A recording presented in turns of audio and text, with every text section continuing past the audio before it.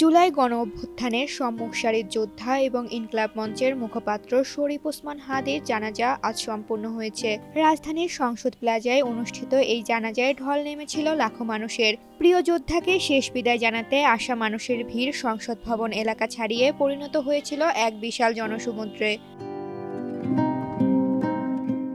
আজ দুপুর 2:30টায় জাতীয় সংসদ ভবনে দক্ষিণ প্লাজা যেন এক মৌন মিছিলে স্তব্ধ। জুলাই বিপ্লবের অকুতোভয় সেনানী শহীদ শরীফ ওসমান হাদিকে শেষ শ্রদ্ধা জানাতে সমবেত হয়েছিল ধর্ম, বর্ণ, দলমত নির্বিশেষে সর্বস্তরের মানুষ। সময় যত গড়িয়েছে ভিড় ততই বেড়েছে।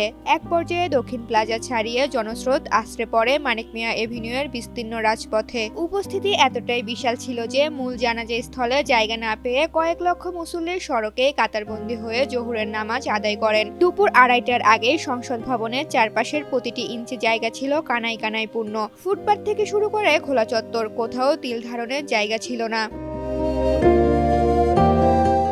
শহীদ হাদির বড় ভাই আবু বকর সিদ্দিকের ইমামতিতে ওই ঐতিহাসিক জানাজায় শরীক হন অন্তর্বর্তী সরকারের প্রধান উপদেষ্টা ডক্টর মোহাম্মদ ইউনূস। উপস্থিত ছিলেন উপদেষ্টা পরিষদের সদস্য এবং দেশের শীর্ষস্থানীয় রাজনৈতিক দলের নেতৃবৃন্দ। তবে ছাপিয়ে গিয়েছিল সাধারণ মানুষের বুকফাটা আর্তনাদ আর অশ্রুসিক্ত বিদায়ের দৃশ্য।